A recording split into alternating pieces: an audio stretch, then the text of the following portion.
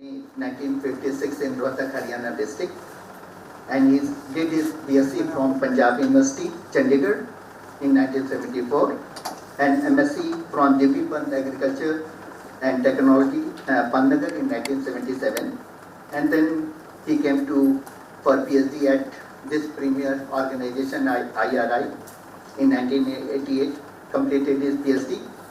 And after completion of his PhD, he visited CSIRO, Melbourne, Australia for postdoctoral work during 1991, and then the University of Georgia, USA during 1997-98.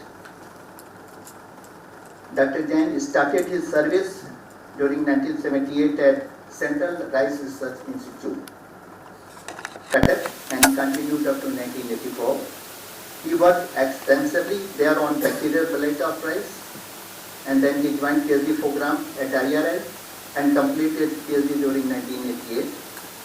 And he joined this division, Mycology and Plant Pathology, New Delhi, in 1986, and then continued till now with different positions.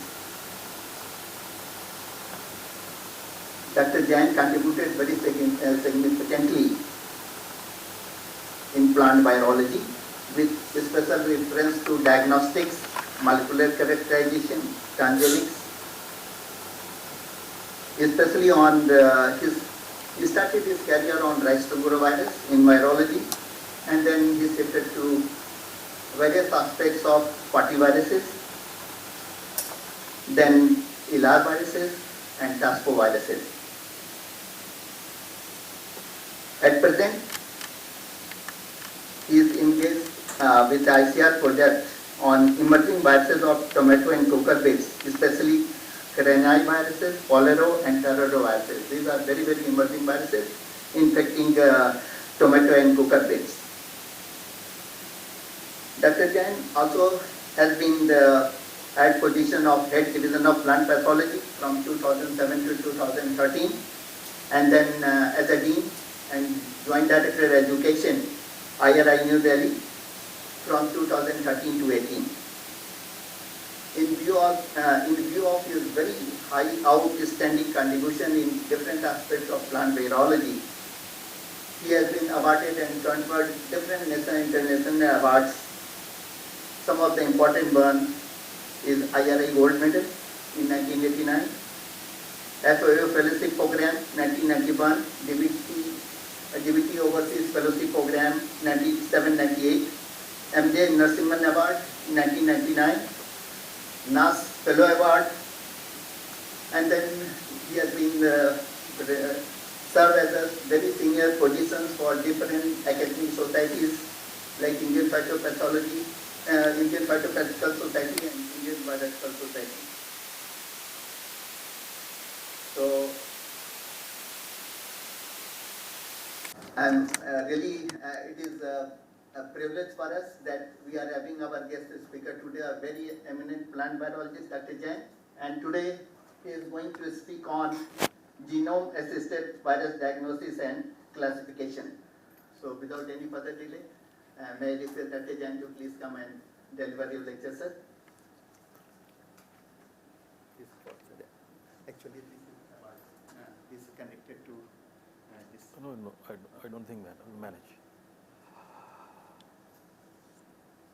Thank you, Dr. G.P. Rao, for your nice words. Before I go to my presentation, I would like to thank Dr. Barnwal and his entire team in providing me an opportunity to be a part of this program, actually.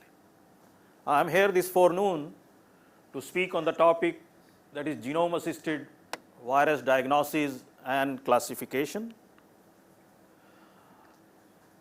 Now, before I come to the actual topic, let us have a quick look at about some facts about plant virus research, actually. As far as the plant virus research is concerned, all of you must be aware that plant virus research is more than 100 years old. Among the various biotic agents, fungi, the bacteria, the phytoplasmas and so on and so forth, viruses are very simple pathogens, actually. They are mainly nucleoproteins, as you know, and then, but they are the most difficult pathogens to manage, actually. Fungi can be easily managed, Bacterium can be easily managed, but when it comes to viruses, despite that they are simple pathogens, they are the most difficult pathogens to manage.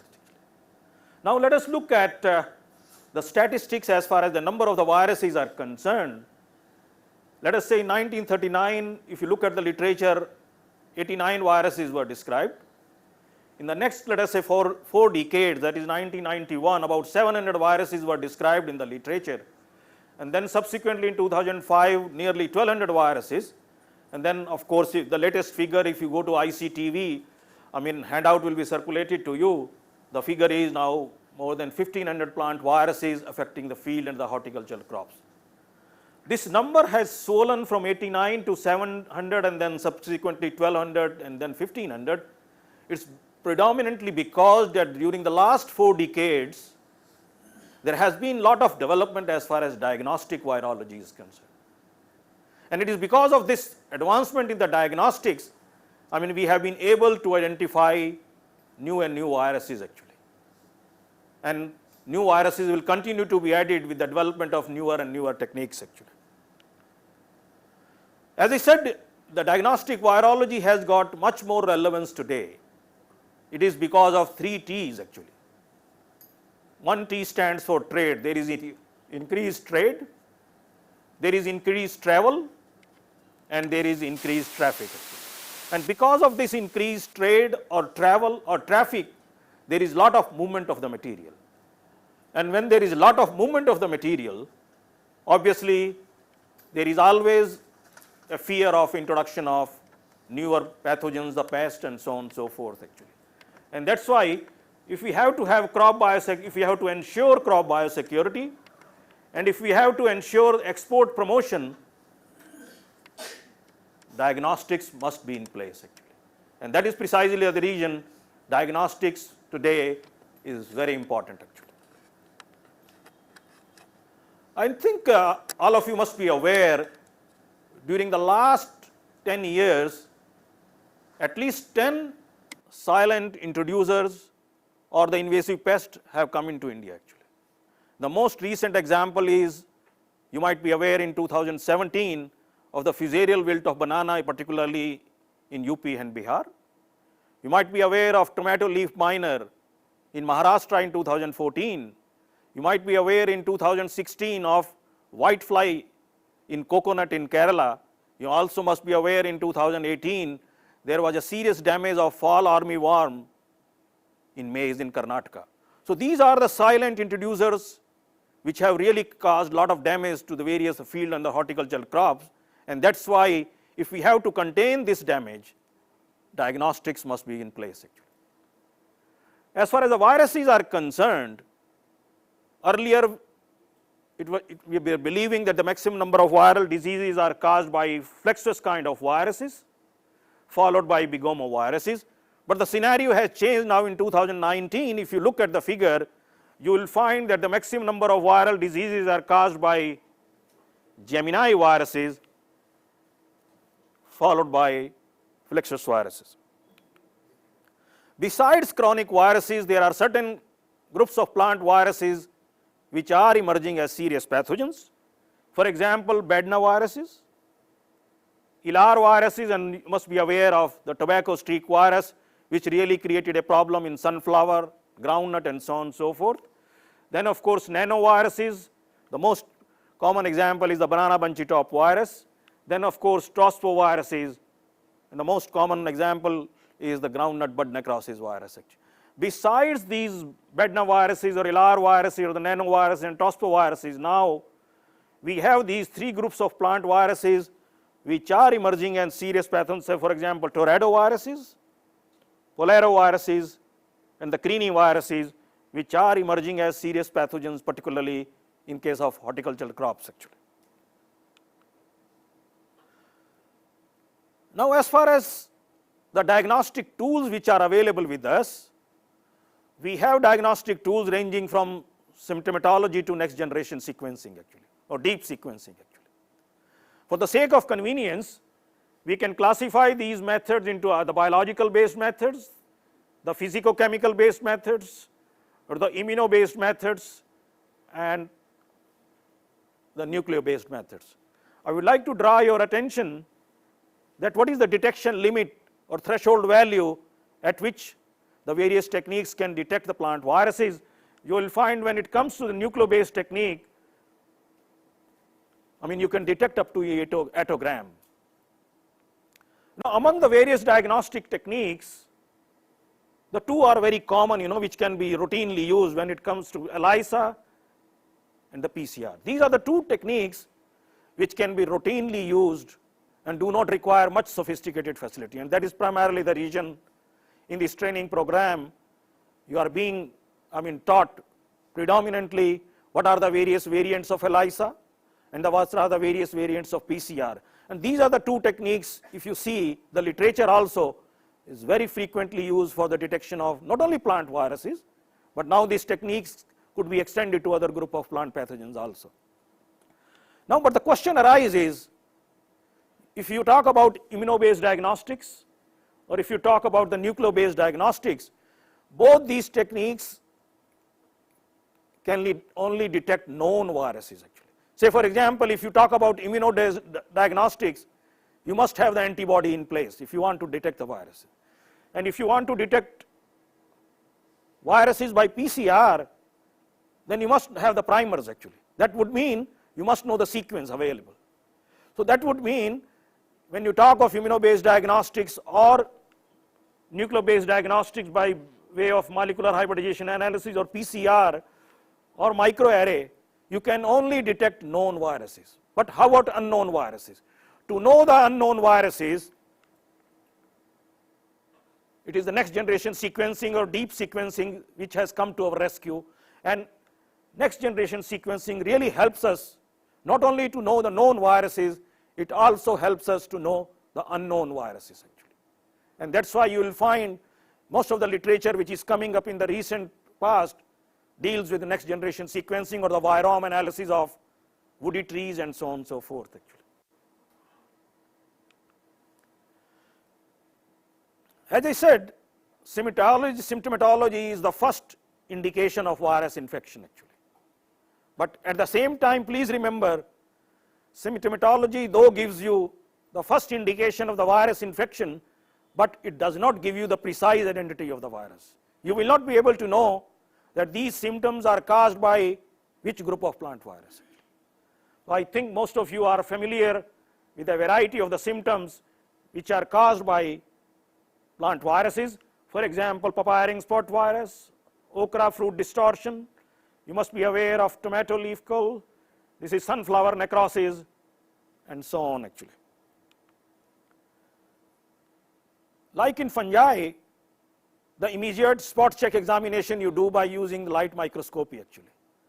Similarly, in case of viral diseases also, if you are fortunate to have the electron microscopy, then immediate spot check examination can always be done by electron microscopy, and electron microscopy reveals that the plant viruses have a variety of shapes. They are either flexuous in nature, isometric in nature, cosispherical nature, basiliform in nature, and geminate in nature, and so on and so forth.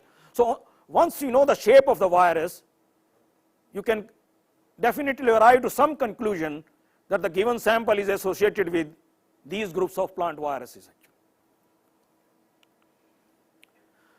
Now I'll share with you some of the diseases. Based on the symptoms, you cannot make out that this disease is caused by which viruses. For example, the necrosis disease on groundnut, I think some of you who come from the southern part of the country, they might be familiar with this disease. Then this necrosis disease on groundnut can be caused by two different viruses. It can be caused by a tospovirus, that is groundnut bud necrosis virus, or it can also be caused by an ELISA virus, that is tobacco streak virus, or it can be caused by both the viruses. So symptomatology alone will not give you the precise identity of the virus unless your sample is subjected to either immuno-based diagnostics or nucleo-based diagnostics. So when you visit a field, so don't get biased that this disease is caused by this particular virus. Actually, it could be a mixed infection, and so on and so forth. Actually. Similarly, bud blight of tomato, those of you buy tomato from the field or the market, Many a times you must have seen these characteristic symptoms on the fruits, and once you see these characteristic symptoms of these circular rings on the fruits, you can be sure that it could be because of a tospovirus, but then either it could be because of groundnut bud necrosis virus, and also there is another tospovirus which could be associated with this disease, which is known as capsicum chlorosis virus. So such kind of symptoms on tomato could be caused by either two distinct viruses, groundnut bud necrosis virus or capsicum chlorosis virus. I will give you another example. Another example is of bud necrosis in case of watermelon. When we started working on this disease for the first time, we found that this disease is associated with a distinct tospovirus, and that tospovirus was characterized by our lab and was named as watermelon bud necrosis virus. And we were always in the impression initially that the tospoviruses which are associated with cucurbits, they are predominantly infected with watermelon bud necrosis virus, while the tospoviruses which are infecting solanaceous crops or other crops, they are predominantly infected with groundnut bud necrosis virus. But subsequently we realized this is not true. Even the cucurbits can also be associated with not only watermelon bud necrosis virus, but they can also be associated with groundnut bud necrosis virus. So when you visit, let us say, any field, so don't get biased that it will have only WB and V. You should always check for both groundnut bud necrosis virus or watermelon bud necrosis virus. I don't know how many of you are familiar with the production of antibodies actually.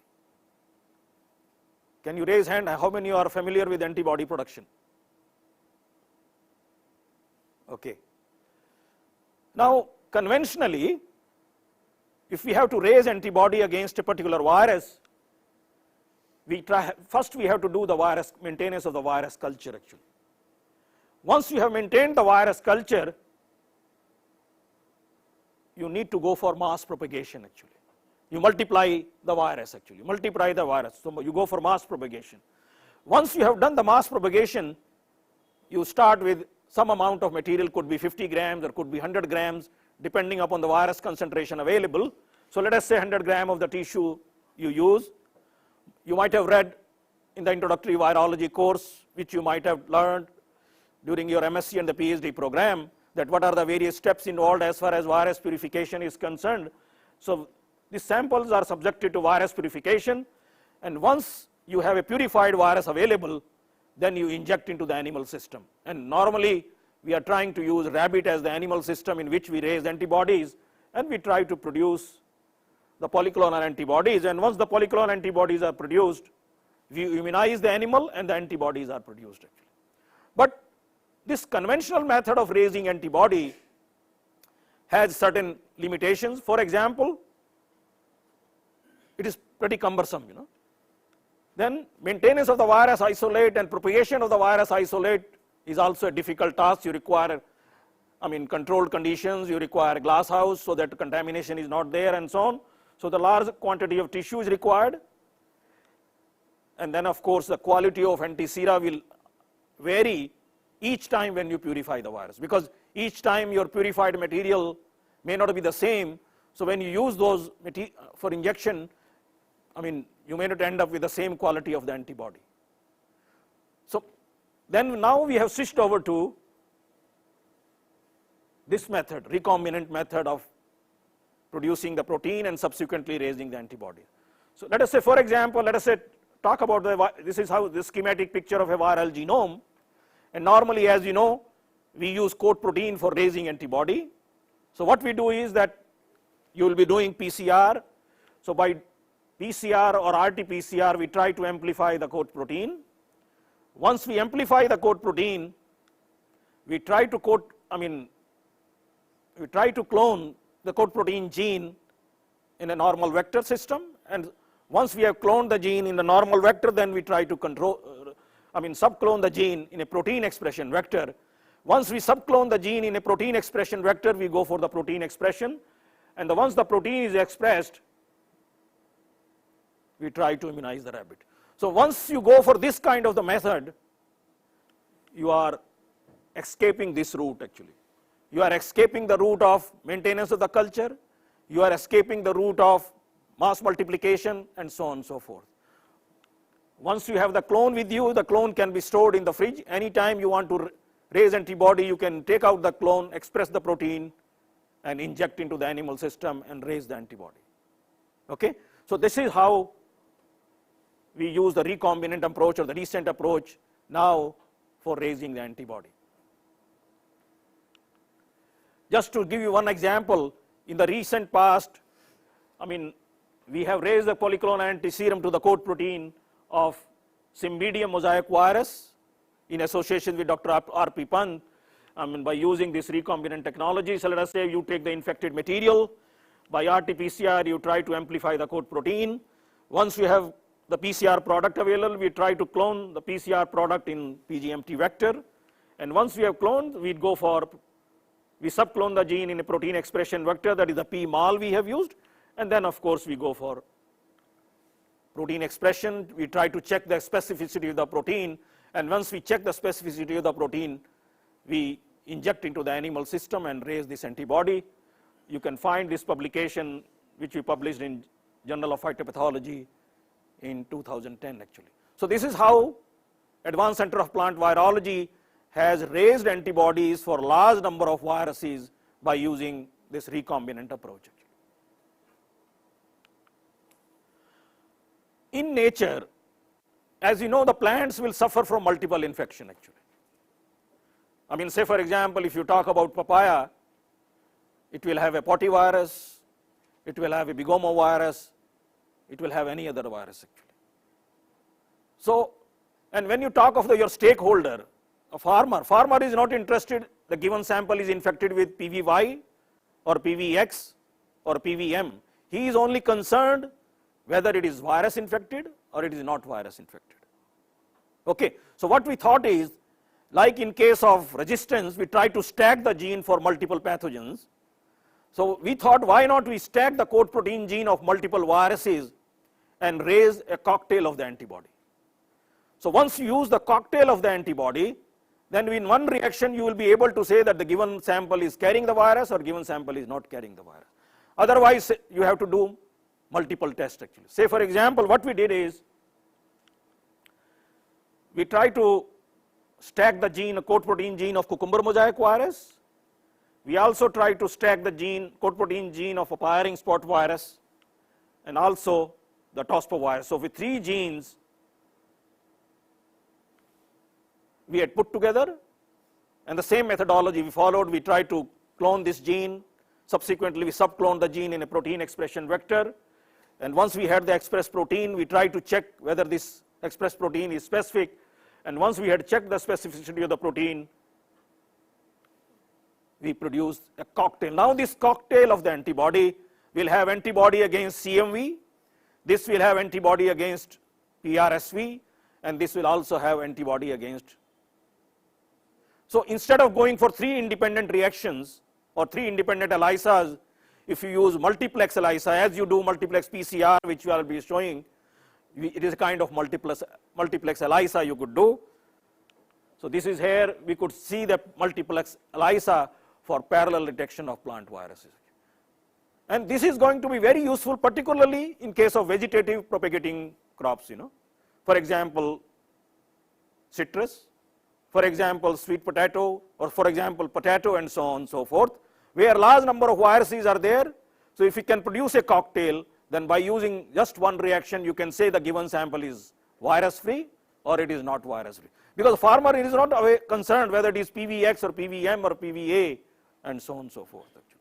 So this is the technique which one of our PhD students published in Journal of Virological Methods in 2014 actually. Subsequently, this technique was translated for potato viruses actually. Besides this immuno-based methods, we have PCR based system. We have PCR for the detection of single virus. Of late, we have developed simultaneous detection of viruses by PCR, what we call as duplex PCR or triplex PCR or multiplex PCR actually. And in Advanced Center of Plant Virology, Dr. Vikas Mandal and his group has developed multiplex PCR for the parallel detection of potato viruses, and you can see here that he has been able to detect large number of potato viruses like PVX, PVY, PVS, PVM, potato leaf roll virus, and PVA. So all these viruses, one reaction you are able to detect. And as a result of this, you cut down the cost and you cut down the time. Please remember, any test you introduce, its cost will be borne by the stakeholder. Its cost will be borne by your poor farmer actually. So we have to see that it becomes cost effective. And to make it cost effective, one could go for multiplex PCR system because you cut down the cost and you are cutting down the time.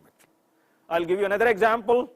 Dr. Barnwal and his group has been able to develop a multiplex PCR system for viruses affecting garlic actually. Say for example, you can take these many viruses, he was able to detect his group. Then his group was also able to develop multiplex PCR for citrus viruses, including a bacterium actually. Besides, multiplex PCR, subsequently a technique was developed, what is known as macroarray and the microarray, which is popularly called as a lab on the chip actually. Microarray is such a technology which is capable of detecting a large number of viruses affecting a particular crop, or a large number of viruses affecting large number of crops at a time actually. And Advanced Center of Plant Virology under the leadership of Dr. Barnwal has been able to develop a chip, what is called as Advanced Center for Plant Virology chip, and this chip has the probes for all the known viruses and viroids. So many probes were used, and for each probe is highly specific and contains 7 to 11 probes, and both RNA and DNA viruses can be detected, and this is very useful crop biosecurity and also indexing for high value crops. But please remember, when we talk of microarray, when we talk of macroarray, when we talk of multiplex PCR, these technology can only detect known viruses, because you have to know the sequence, you have to have the antibody. But if you do not know the unknown virus, these techniques will fail. You will not be able to detect the unknown virus actually. And that's where of late we have come into next generation technology, sequencing coupled with bioinformatics, or third generation sequencing has also come into picture. And by using this next generation sequencing, you can know the unknown viruses actually.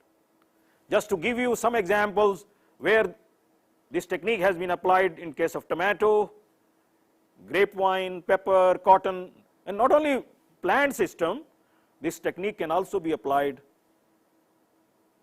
for vector also. So the next generation sequencing or deep sequencing, what we call, is a technique which is capable of doing the virome analysis. This technique will be able to help you out to know the known viruses, to know the unknown viruses.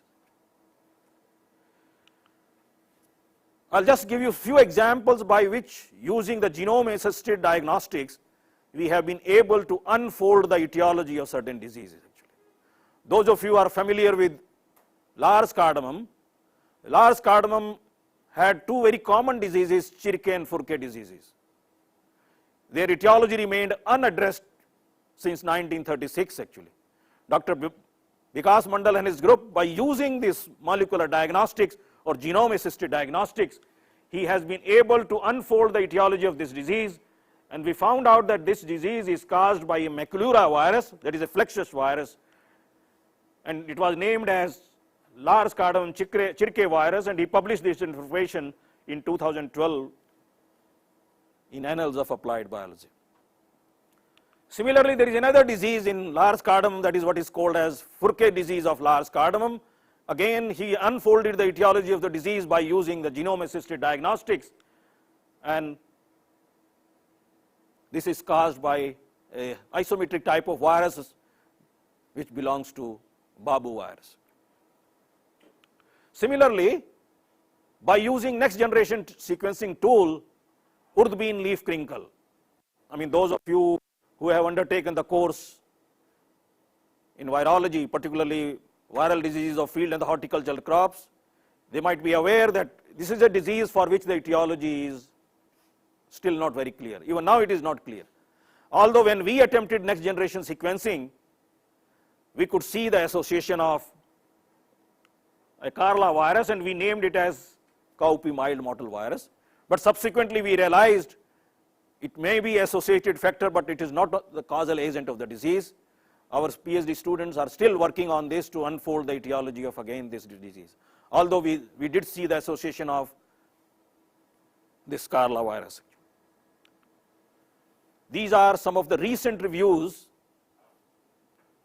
I think most of you should go through these. And the most recent one is high throughput sequencing of plant virus detection and discovery, which has come in 2019, phytopathology, and in 2016. So these are some of the recent reviews as far as phytodiagnostics are concerned. I think whenever you get time, you should go through. Even if you are not working on viruses, still, I would say please go through, because this is a plant disease diagnostics capability and network and so on actually. Although we have been working on immuno-based diagnostics and the nucleo-based diagnostics for the last more than 4 decades, but let us know what is our preparedness, how far we have succeeded actually. Now if you look at some of the ornamental crops, these are the number of viruses which have been described in the literature, but if you look at our preparedness, our preparedness is only still for a fewer viruses actually. So that means much more has to be done. Say for example, if you take of grape wine more than 70, maybe now our preparedness might have raised to 2, 3 or 4 or 5, but still majority of that still we have not really able to develop diagnostics actually. Say for example, petunia more than 160, but very few. So the point is, we need not to be complacent that we have been working, we have developed diagnostics for a large number of, but still much more has to be done actually.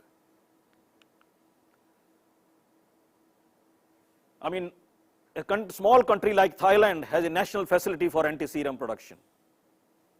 Unfortunately, we do not have a national facility for antiserum production. Can we think of actually? Okay? When a small country like Thailand could develop, why not we? So ultimate aim of virus diagnosis is production of virus-free planting material, and particularly it has got much more relevance when it comes to vegetatively propagating crops like potato, banana, citrus, and so on and so forth actually. So unless we make use of diagnostics for the production of healthy planting material, there is no use of. So the take home message when it comes to genome assisted virus diagnosis is that once you have collected plant samples, either those plant samples can be subjected to immuno-based diagnostics or they could be subjected to nucleo-based diagnostics. When it comes to nucleo-based diagnostics, I would say the most common used technique is the ELISA. ELISA is again for known viruses, but of course multiplex ELISA could also be done. Predominantly you only detect one virus at a time. When it comes to nucleo-based diagnostics, conventional PCR is only for single known virus, but of course now you have multiplex PCR to know more viruses. Then of course the microarray, again microarray is for multiple known viruses. Then comes the next generation sequencing, which is meant for multiple known and unknown, and as a result you are able to detect novel viruses, unknown viruses, you are able to detect, and that's where the next generation sequencing has become a very popular tool. If you look at the recent literature, you will find large number of papers coming up actually.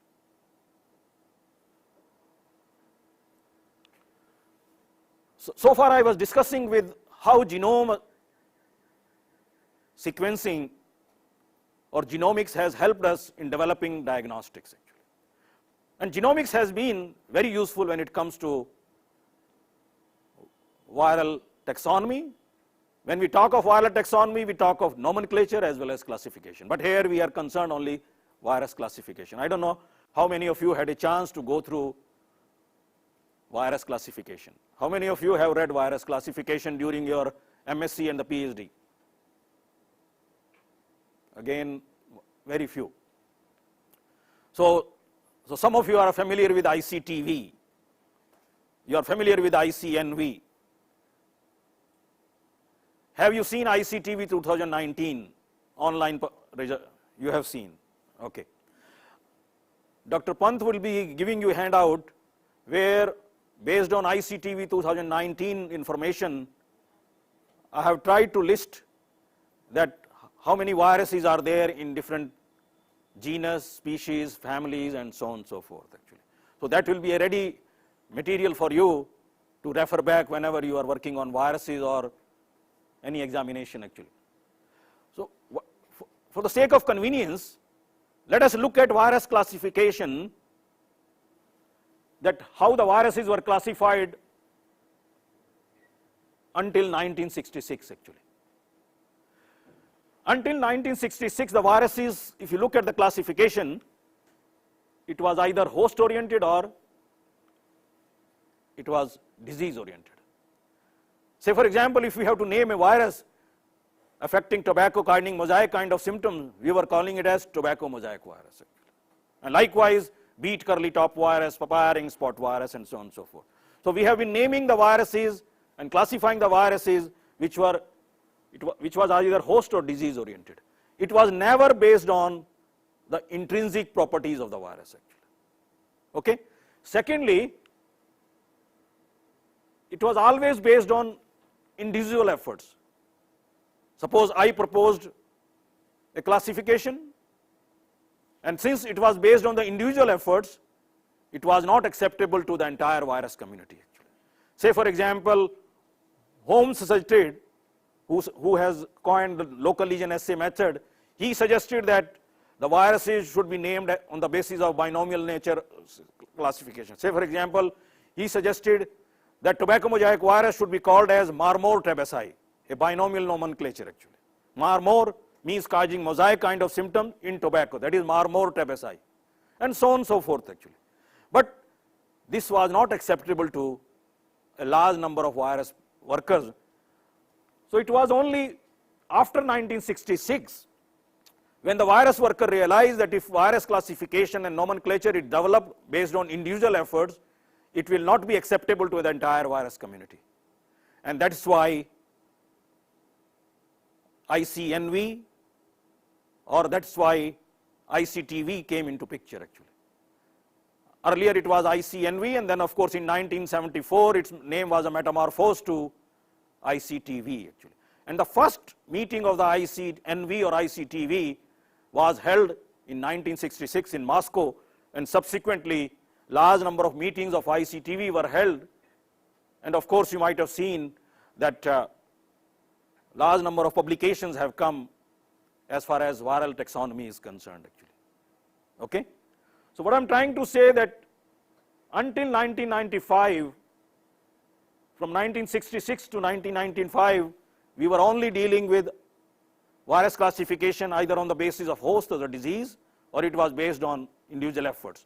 After 96 until 1995, then it was based on collective efforts actually, a large number of people.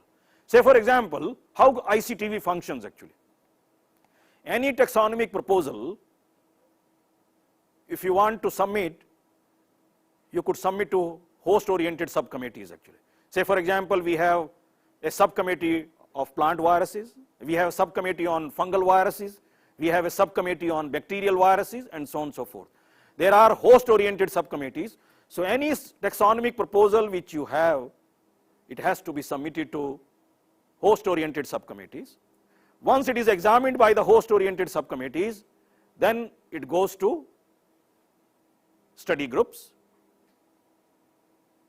First it goes to study groups, and then it goes to host subcommittees, and then of course it goes to EC, and finally it gets approved. So if you talk about ICNV and if you talk the composition of ECV, there are more than 500 plant virologists, not plant virologists, virologists are associated with that actually. So any taxonomic proposal which is being developed now by ICTV has the recommendation of, let us say, more than 500 people actually. And that's why any proposal which comes out of this ICTV is now acceptable to the entire virus community. So that what I'm trying to say is that until 1995, then it was based on collective efforts. Then it was not only based on host and disease, it was based on viral properties or intrinsic properties of the virus actually. And then of course, until 1995, plant virus workers were following group species approach actually. Although the other virus workers were following family genus species approach, while the plant virus workers were following the group and the species. This is not species, it is group species approach. Except for the two families, that is Reoviridae or Rhabdoviridae, no other family was recognized as far as plant viruses are concerned. It was only in 1995 the plant virus workers also realized that we should follow a unified system of virus classification.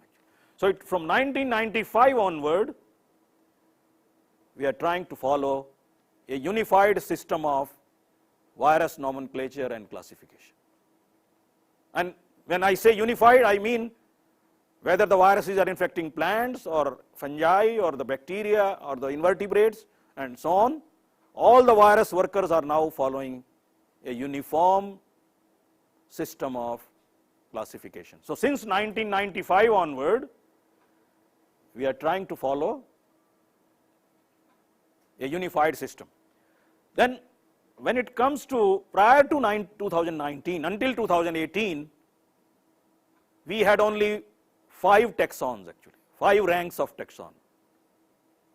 But in 2019, now we have 11 taxonomic ranks, and of course a higher taxon is named as Relum, and that is named as Riboviria. I'll switch over to the next. This is just to give you what are the taxonomic ranks which have been now identified in 2019 actually. You see here, these are the 11 ranks and these are the numbers. We have so far only one. In this it is monotypic. As far as Relum is concerned, it is only monotypic, that is Riboviria. When it comes to phylum, again it is monotypic. Subphylum, again it is monotypic. Of course, class, order, suborder, family, subfamily, genus, subgenus, species. Please don't get confused that it is confined to plant viruses. This statistics is for total number of viruses, irrespective of fungi or the bacteria or invertebrates and so on and so forth. This is a situation as far as virus classification is concerned, which is predominantly genomics based. These are the 5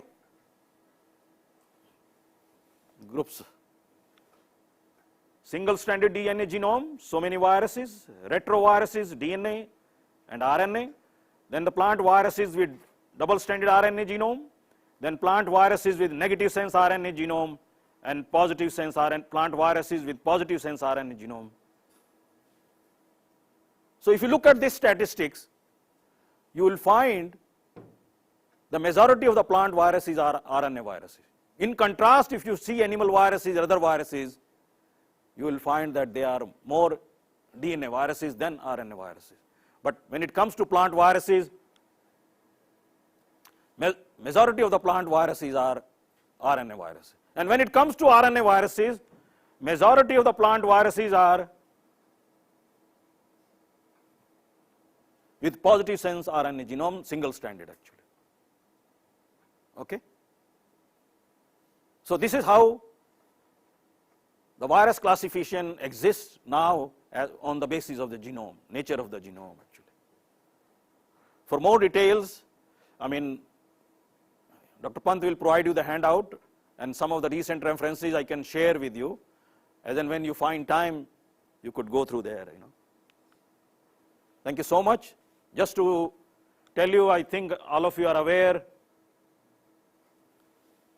Professor Anupam Verma, who is the architect of Advanced Center of Plant Virology. Then of course, Dr. Banwal, who is heading the plant virology unit now. Then of course, we have two youngsters at present right here, Dr. Basav and Dr. Amlendu. Then of course, she is not here at the moment, she is on leave in US. Dr. Kajal Biswas, Dr. Vikas Mandal, Dr. Pant, and then Dr. G.P. Rao. So this is our small ACV family with which you are familiar. Thank you so much for your patient hearing.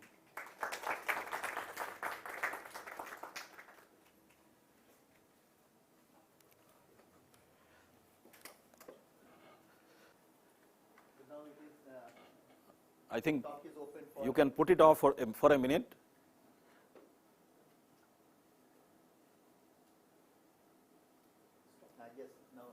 My suggestion to you is, with apron,